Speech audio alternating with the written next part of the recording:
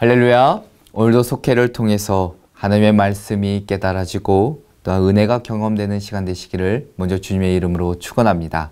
기도하시겠습니다. 우리를 인도하시는 하나님 아버지, 매주일 모이는 속회를 통해서 우리에게 말씀을 주시니 감사를 드립니다. 어려운 시기를 보내고 있지만 더욱 하나님의 말씀을 의지하며 주님께 기도하는 믿음의 자녀들 되게 하여 주옵소서. 말씀이 우리의 삶을 변화시키게 하여 주시고 또한 은혜를 얻게 하여 주셔서 이 세상의 악하고 악한 세상 속에서도 담대하게 믿음 지키며 살아갈 수 있는 힘과 능력을 허락하여 주옵소서. 속회를 통해 서로를 사랑하며 돌보며 함께 아파하고 격려하면서 주님의 귀한 믿음의 공동체로 세워질 수 있도록 인도하여 주옵소서. 오늘도 도우실 줄 믿고 주 예수 그리스도의 이름으로 기도합니다. 아멘. 우리 찬송가 209장을 함께 찬양하시겠습니다.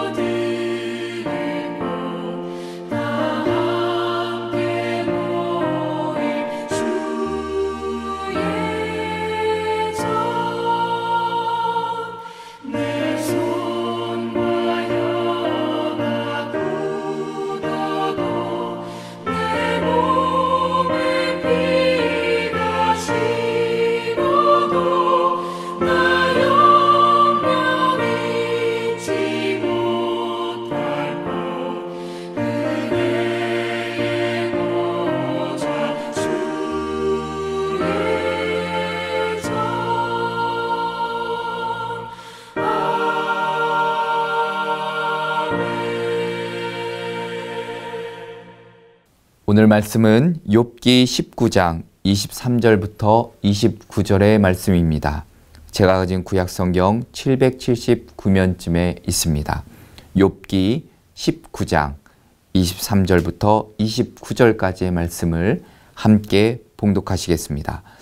나의 말이 곧 기록되었으면 책에 쓰여졌으면 철필과 납으로 영원히 돌에 새겨졌으면 좋겠노라. 내가 알기에는 나의 대속자가 살아계시니 마침내 그가 땅 위에 서실 것이라. 내 가죽이 벗김을 당한 뒤에도 내가 육체 밖에서 하나님을 보리라. 내가 그를 보리니 내 눈으로 그를 보기를 낯선 사람처럼 하지 않을 것이라. 내 마음이 초조하구나. 너희가 만일 이르기를 우리가 그를 어떻게 칠까 하며 또 이르기를 이레 뿌리가 그에게 있다 할진대 너희는 칼을 두려워할지니라. 분노는 칼의 형벌을 부르나니 너희가 심판장이 있는 줄을 알게 되리라. 아멘. 오늘은 속해 공과 사과 내 마음이 초조하구나 라는 제목으로 함께 말씀 나누려고 합니다. 세상에서 가장 부자였던 사람들 가운데 한 사람이었던 욥이 모든 것을 잃어버리게 됩니다. 하나님은 욥에게 많은 가족과 번창하는 사업과 부유함을 주셔서 인생을 행복하고 즐겁게 하셨습니다. 그런데 어느 날 갑자기 단 하루 만에 그의 인생의 모든 업적들이 순식간에 사라져버리게 됩니다. 그의 사업은 무너졌고 재산은 약탈당했고 그의 가족은 갑작스럽게 밀어닥친 비극 속에서 죽임을 당하게 됩니다. 더 이상 무슨 일이 일어날 수 있을까라고 생각하는 그때 그것은 시작에 불과했음을 깨닫게 됩니다. 그 다음으로는 욥의 건강이 철저하게 무너져 내리게 됩니다. 온몸은 고통으로 찢어지는 듯 아파하게 됩니다. 게다가 욥은 자기 친구들에게도 도움과 지지를 기대했습니다. 그에게는 엘리바스, 소발, 빌닷이라는 세 친구가 있었습니다. 그 친구들이 고통당하는 욥에게 찾아왔다는 점에 대해서는 위로가 되었을 것입니다. 그러나 친구들은 모든 고난이 죄에 대한 처벌이라고 확신하고 있었습니다. 그래서 욥이 은밀하게 남들이 모르는 어떤 죄를 지었다라고 단정하고 있었습니다. 욥기서를 보면 줄줄이 이어진 고난을 감당하는 한 사람의 고군분투 이야기이기도 합니다. 그러나 고통 속에서도 욥의 고백을 우리는 눈여겨보아야 합니다. 욥기 6장 8절 이하에 보면 나의 간구를 누가 들어줄 것이며 나의 소원을 하나님이 허락하시랴. 이는 곧 나를 멸하시기를 기뻐하사 하나님이 그의 손을 들어 나를 끊어버리실 것이라. 그러할지라도 내가 오히려 위로를 받고 그칠 줄 모르는 고통 가운데서도 기뻐하는 것은 내가 거룩하신 이의 말씀을 거역하지 아니하였음이라. 아멘. 욥은 죽는 것보다 어찌 보면 살아서 겪는 고통과 또한 거룩하신 이를 부인하게 될까 더 염려했던 것을 발견할 수 있습니다. 욥은 고난 한가운데서 전적으로 혼자였습니다. 이보다 더 처절한 상황은 상상하기가 어려울 정도였습니다. 욥 주변의 모든 것이 무너져 버렸을 때 헤쳐나올 수 있는 길은 확실한 소망의 무언가를 굳게 붙잡는 것이었습니다. 오늘 본문 25절의 말씀을 보십시오. 내가 알기에는 나의 대속자가 살아계시니 마침내 그가 땅 위에 서실 것이라 말씀하고 있습니다. 욥의 신앙 고백이 참으로 놀라운데 두 가지에 대해 확신하고 있습니다. 그 중에 하나는 내게 대속자가 있다는 점이고 또 하나는 그 대속자가 살아계신다는 사실을 내가 알고 있다는 점을 고백하고 있습니다. 욥이 알고 있는 것 전부는 하나님이 반드시 자신을 이 공경으로부터 건져내 주실 것이고 하나님이 그렇게 하시기 위해 필요하다면 무슨 일이든지 다 하실 것이라는 믿음의 고백을 엿볼 수 있습니다. 게다가 본문 26절에 보더라도 내 가족이 벗김을 당한 뒤에도 내가 육체 밖에서 하나님을 보리라 말씀하고 있습니다. 장차 죽음 이후에 하나님을 배울 것이라는 것을 믿음으로 고백하기까지 합니다. 이런 욥은 27절에 보면 내 마음이 초조하구나 라고 말하면서 주님을 볼 것을 생각하면 그 마음이 초조하다는 것을 이야기까지 합니다. 하나님을 바라는 다윗도 이와 같은 비슷한 표현을 했는데 시편 69편 3절에 보면 내가 부르짖음으로 피곤하여 나의 목이 마르며 나의 하나님을 바라서 나의 눈이 쇠하였나이다 라고 고백하는 것을 볼 수 있습니다. 어찌 보면 욥은 하나님의 그 약속을 굳게 붙잡고 있었고 타락한 이 세상 가운데서의 고통과 고난과 죽음이 끝이 아닐 것임을 믿고 있었다는 점입니다. 결국 이 땅을 살아가야 되는 우리가 육체가 지는 고통, 그 아픔 너머에 부활의 소망, 때로는 건져주시고 구원해 주시는 그 하나님만을 온전히 섬기며 의지하며 살아가는 것, 그것이 곧 이 땅을 살아가는 방법이라는 것을 욥을 통해 볼 수 있습니다. 단지 오늘 욥이 그토록 고난의 이유를 알고 싶어 했던 것은 하나님은 살아계시다는 믿음이 있었고 의인을 구원하시는 그 하나님의 능력을 기대했기 때문입니다. 단지 자신의 무죄함을 증명하기 위해서가 아니라는 점입니다. 단지 하나님의 응답을 바랬다는 것이죠. 하지만 그가 고통 가운데 있을 때 하나님의 직접적인 응답은 없었습니다. 뿐만 아니라 그의 아내도 그를 찾아온 친구들도 욥을 위로하기보다는 자신들의 논리로 정죄하는 모습 속에서 더 이상 희망을 갖기가 어려웠다는 것입니다. 하나님은 왜 욥에게 이렇게 침묵하셨을까? 왜 욥의 친구들은 위로하기보다 자신들의 지식과 지혜만을 드러내려고 했을까? 욥기가 우리에게 일러주는 것은 인간의 생각으로 정확하게 알 수는 없지만 결국 인간의 지식과 지혜로 해결할 수 없는 문제들이 있다는 점입니다. 또한 욥에게는 자신의 고통을 공유할 수 있는, 나눌 수 있는 아내가 있었고, 또 친구들이 찾아왔을 때 자신의 아픔을 또 공감해 줄 것을 기대했을 것입니다. 그러나 아내와 친구들 역시도 욥에게는 위로자가 되지 못했습니다. 욥은 친구들에 대한 원망과 억울함이 있었겠지만 그런 감정들은 오히려 하나님을 찾게 되는 기회가 되었다는 점입니다. 이 세상에 의미 없는 것은 없습니다. 우리에게 주어진 모든 상황은 하나님을 찾는 길이며 하나님을 만나는 길이라는 사실을 우리가 잊지 말아야 합니다. 오늘 본문 말씀을 통해 또한 욥의 고백을 통해서 우리가 피해야 할 모습, 그 태도가 무엇인지를 함께 살펴보고 기도의 제목을 얻고자 합니다. 그 첫째로는 사랑과 긍휼이 없는 정의는 곧 재난입니다. 욥의 세 친구는 하나님에 대한 분명한 신념이 있습니다. 자신들도 잘 알지 못하는 것에 대한 신념이 그것이 곧 신앙이 되면 무서운 무기가 될 때가 있습니다. 그 신념으로 다른 사람들을 판단하고 비판하기 때문입니다. 자신의 신념을 흔드는 사람에게 폭력적으로 대하고 분노하게 되기 때문입니다. 그래서 세 친구는 욥을 위로하기보다 자신들의 신념이 흔들리지 않도록 하나님은 악인에게 재앙을 내리시는 분이라 이야기하며 욥을 재난을 당한 악인으로 이야기하고 있습니다.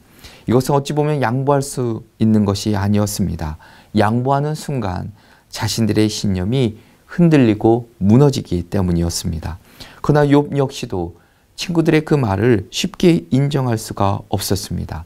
계속해서 자신의 결백을 주장하고 오히려 하나님에 대해 더 많이 아는 것처럼 말하자 친구들은 더 강하게 욥을 비난하게 됩니다. 먼저 엘리바스를 보면 욥을 향해 가증하고 부패한 사람, 하나님을 대적하며 교만하여 전능자에게 힘을 과시하는 사람이라 비난하게 됩니다. 빌닷은 욥을 불의한 자의 집에 빗대어 완전히 망할 것이라 저주하기도 합니다. 소발은 욥의 대답에 분노하며 그를 악인으로 규정짓고 망할 것이라 또한 비난합니다. 그리고 오히려 이전에 누리던 복은 악인이 잠시 동안 형통했던 것일 뿐 욥은 결국 심판을 받을 것이라 이야기합니다. 이들의 말은 어찌 보면 욥에게는 또 다른 재난이었습니다. 그래서 친구들을 향해 재난을 주는 위로자라 이야기하고 있습니다. 친구들에게는 정의와 그에 대한 지식은 있었지만 사랑이 없었다는 것입니다. 사랑 없는 정의는 어찌 보면 다른 사람을 죽일 수 있고 상처와 아픔을 줄 수 있습니다. 하나님은 우리를 분명 사랑의 위로자로 부르셨다는 사실을 잊지 말아야 합니다. 내 주장과 신념을 말하기 전에 먼저 사랑과 긍휼로 그리스도의 사랑을 나눈 삶이 되시기를 주님의 이름으로 축원합니다. 두 번째는 하나님과 더 멀어지게 만드는 것이 재난입니다. 욥의 친구들은 더 강하고 단호한 말들을 쏟아내오며 욥을 비난합니다. 자신들의 신념에는 조금도 굽힐 생각이 없습니다. 친구들의 입장에서 욥은 하나님을 대적하는 악인이었고 자신의 죄를 인정하지 않는 교만한 사람이었습니다. 그들은 하나님에 대한 신념을 지키기 위해 결코 욥의 편이 되어주지를 않았습니다. 친구들의 말은 욥의 마음을 더욱 황폐하게 만들었고 깊은 우울감에 빠지게 하였습니다. 지금 욥에게 필요한 것은 하나님과 자신 사이에 중재할 존재들이지 자신을 고발하고 정죄할 사람이 아니었다는 점입니다. 친구들의 비난과 조롱, 욥이 더 하나님으로부터 멀어졌다고 느끼게 만들었고 하나님이 자신을 대적하고 계신 것처럼 생각하게 만들었습니다. 욥의 인생에 닥친 또 다른 재난은 친구들로 인해 하나님과 더 멀어진 것입니다. 친구들은 무엇을 위해 욥과 대화한 것일까? 진정 욥이 회복되기를, 하나님과 더 가까워지기를 바라고 있는 것인지, 아니면 욥이 더 빨리 죽음의 어둠 속으로 들어가기를 원하는 것인지 알 수가 없었습니다. 욥은 친구들의 말에 절망하다 못해 분노하기까지 합니다. 자신의 슬픔을 이해해 주지 않고 공감해 주지도 않는 그 친구들의 말은 슬픔으로 분노로 이어지게 했던 것입니다. 때로는 우리가 욥의 친구들처럼 하나님의 대변자가 되려고 할 때가 있습니다. 그러나 정말 그것이 하나님이 원하시는 삶인지 생각해 보아야 합니다. 위로한다고 하면서도 다른 사람들에게 상처를 주거나 하나님과 멀어지게 만든다면 욥의 고백처럼 재난을 주는 위로자일 뿐이라는 사실을 잊지 말아야 합니다. 그들의 아픔을 더욱더 보듬어 안고 기도해 주며 사랑으로 더욱더 안아주는 저와 여러분 되시기를 주님의 이름으로 축원합니다. 끝으로는 하나님에 대해 포기하는 것이 재난입니다. 욥의 친구들은 지혜가 있는 사람들이었습니다. 그들의 말은 정의로웠지요. 다만 욥의 상황에는 도움이 되지 않았을 뿐입니다. 삶 속에서 어려움을 당할 때 많은 조언을 우리는 듣게 됩니다. 세상에는 많은 정보와 지식이 차고 넘칩니다. 문제는 그것들이 내 상황에 적절한가에 대한 질문일 것입니다. 정말 지혜로운 사람은 그것을 분별할 줄 아는 사람일 것입니다. 잘못된 조언에는 귀 기울일 필요가 없음을 깨달아야 합니다. 특별히 하나님과의 관계에서는 더욱 그렇습니다. 욥의 친구들이 해준 조언들은 일반적인 상황에서는 맞을 수도 있지만 욥의 상황에는 전혀 도움이 되지 않았기 때문입니다. 욥은 이제 친구들의 말보다는 하나님과 직접 대화하고 싶어 합니다.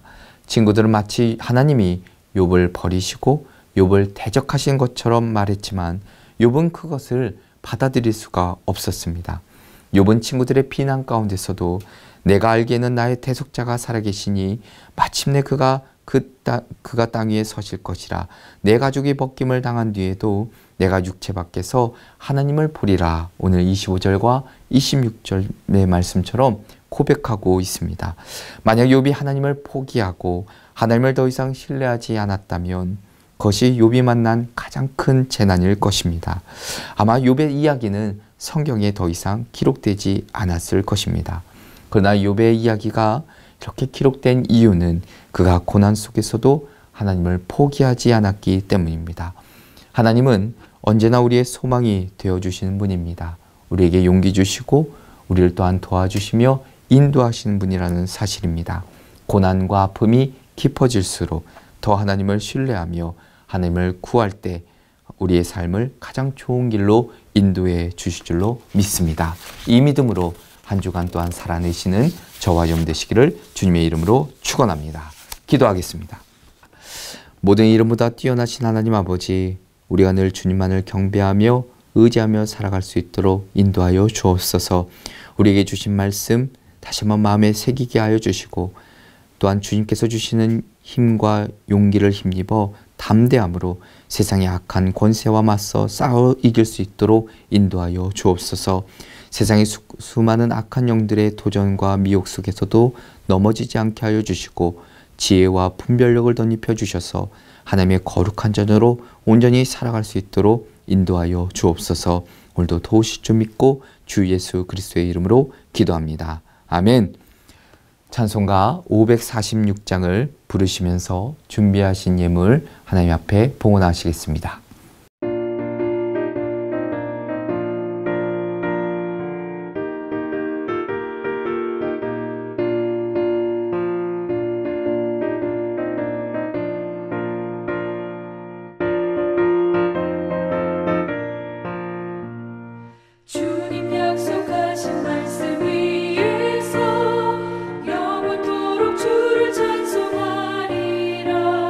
소리 높여 주께 영광